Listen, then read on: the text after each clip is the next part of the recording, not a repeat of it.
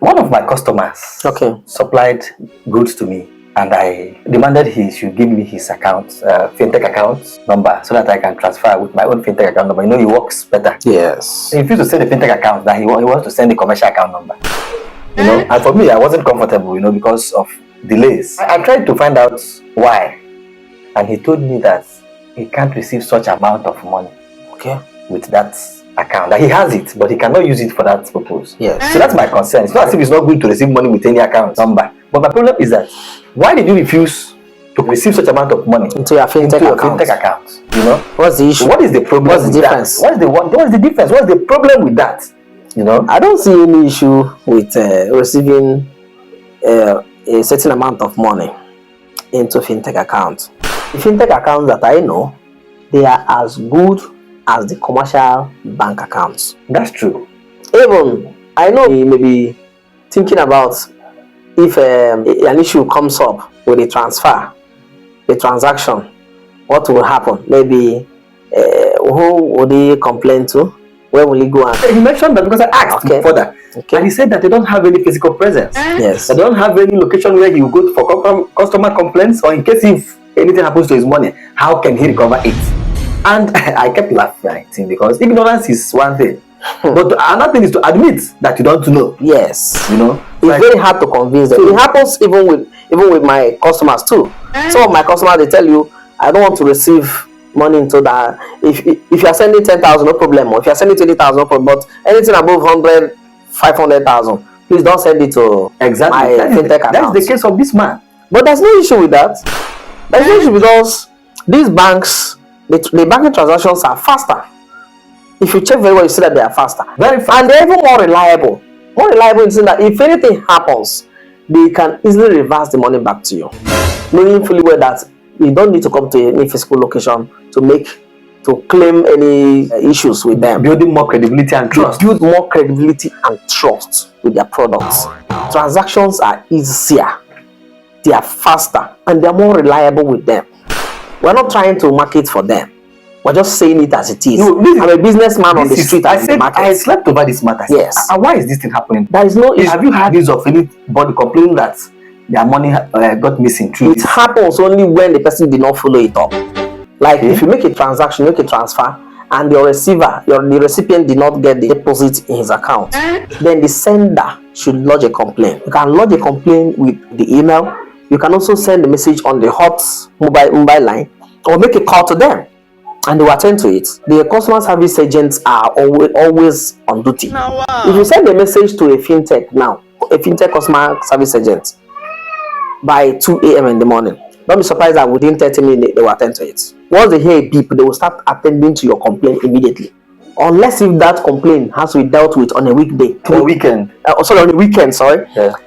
Like some of those banks have eliminated the issue of weekend transactions. They can attend to you 247. That is 24 hours in a day and 7 days in a week. Non-stop. They are there to serve to attend to you. That is true. But I am so surprised how people still lack this information. Yes. Does it mean that these people are not doing their job to spread out this information to the customers? Yes, sometimes it comes from the fault is from the fintechs. You know, the first time they came in, they started coming in from Paga, the days of Paga. They did not publicize their activities, their roles in the banking industry. Did not publicize it very well. And those other commercial banks, they have taken advantage of their weak publicity to say something against them. Sometimes you may hear that those banks are not secure. They can, if anything happens to your money, you will not hold anybody. As if anything happens to my money in any of these traditional banks, any of these commercial banks, that I would have to go to a physical location before I recover them. The way they, sorry, I'm not trying to demarket anybody. Okay. But the way, some experiences I have personally had with bankers. Yes. My brother, I even feel so discouraged to go to the banks, to approach them. To go to the banks. These guys feel that it is their father's business. You know the last time I visited the bank? The way they position themselves as if they are the owner of this money in the bank. Yeah. The last time I visited the bank was last year, and that was when I wanted to renew my ATM card. I didn't go there for transactions. It's not like I don't bank with them. I bank with those commercial I banks. don't have ATM card anymore. I don't know. Okay. I don't use it. Okay. Those banks, like what I use the ATM card is on POS machines. And if you check it, you check very well, and I see that those fintechs, they have the POS machines at every nook and cranny, every nook and corner of this country now, even beyond. It's everywhere. Some of them carry the operations beyond the borders. They cross the borders. If you go to Cameroon, I was at Cameroon and I wanted to make a transaction. The guy told me, see my OPay number now. Everywhere. See my money number. But it took me more than 30 minutes to go to one of those UBA branches. Something that it took me seconds to make transactions with OPay, MoneyPoint, PamPay, and rest of them, the Kuda banks. Okay. So that's the problem. The problem with them, and they have taken advantage. Like they are fighting against them. They've been fighting against them. They tell people that they are not secure. They don't have no physical location, hinting on two reasons: security and physical location. For you that have that physical location, you are not taking good advantage of it. You are not taking good advantage of it. You humiliate your customers. You humiliate your customers. You keep them standing for hours. Keep them standing. Somebody will upgrade. Somebody walk into a bank now and go to the customer care office or customer care desk. The customer care officer, the lady or the young man, will not even care to ask the customer, why are you here? At least welcome the customer to see whether the issue can be attended to the same day or the next day or any day of the week. They will keep you waiting. They can tell you to queue up for number of hours, and then when it finally gets to your turn to be attended to, they will tell you you cannot attend to this issue on Tuesday. It's on Thursday. But no, there are still good, nice officers. Depending on the branches. Depending on the branches. Depending on individuals and their personality. Yes, and branches too. And branches. Branch culture. The way they condition their workers. But my brother, an average man today should know that the government cannot let any bank operate, any commercial institution operate without proper scrutiny and licensing. Yes, that one is sure. You feel free to do your business. Do your business, whatever amount of money that is within their limits. Yes. Like I know that CBN has a limit for all these fintechs. Like my OPay account, my business account can hold up to 25 million naira, which means that if I must transact anything more than 25 million naira, then we need to inform them to see if they have the capacity to hold such amount of money. Yeah. Or to transact such amount of business. If they don't have, then I will need to go to any other fintech or any other commercial bank that can attend to my. So if they don't have any issue with security, as long as I know. The same security that the traditional commercial banks use, the same security that is. In fact, they are even more advanced than those other banks. Exactly. Yes. Like I know that some commercial banks, if you make a wrong transaction to a wrong account number, they will tell you to go and get cut or get. But these banks, these fintechs, for instance, if you make a wrong transaction in PamPay, for instance, you send money to a wrong account number, but the account number is still PamPay. They will block the user from spending that money. And then, if you now continue to lodge the complaint, they will inform the recipient of that money to return that money to the owner or even the sender, return it back, bring it back to the sender. Okay. So they have a way of attending to such issues. Now, what about charges? I've not had time to compare the charges. Coming to charges, they go with CBN regulation. They have been mandated to deduct 50 naira from any transaction above 10,000 naira. Okay. The commercial banks are doing it, and the fintechs are also doing it. None of them charges more. They don't charge more than they don't. They always have ways of balancing it. You know, from OPay to OPay, PamPay to PamPay, MoneyPoint to MoneyPoint, you don't have any issue with that. You can make endless transactions for the day. Yes. Except those CBN regulated amounts. Okay. Like the amount that CBN says you should collect. Yes. They don't trouble you. But if you're transferring money from one fintech to another fintech, they may need to charge you.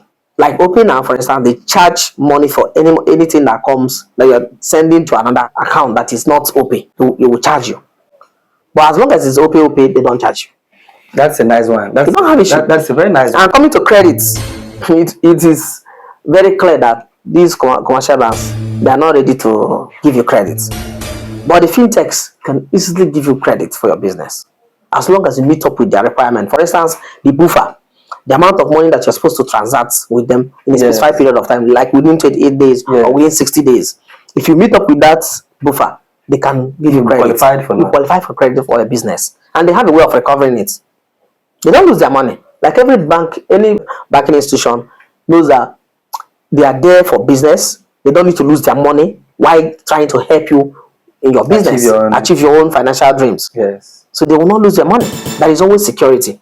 People should not be afraid of them. That is transacting money with them. Making some people tell you that I will not keep my money there. I can send money and receive, but I will not keep my money. But it's because of lack of knowledge. Lack of information. So, if you know that your money is safe, you do any business with them.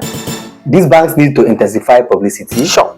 So that people understand better. Yes. What they stands for and how they operate. Yes. And they should not feel complacent that they are taking the market. No. They should keep informing the people. A lot of people are still working behind the scene. Yes. Improve. Get better. Yes.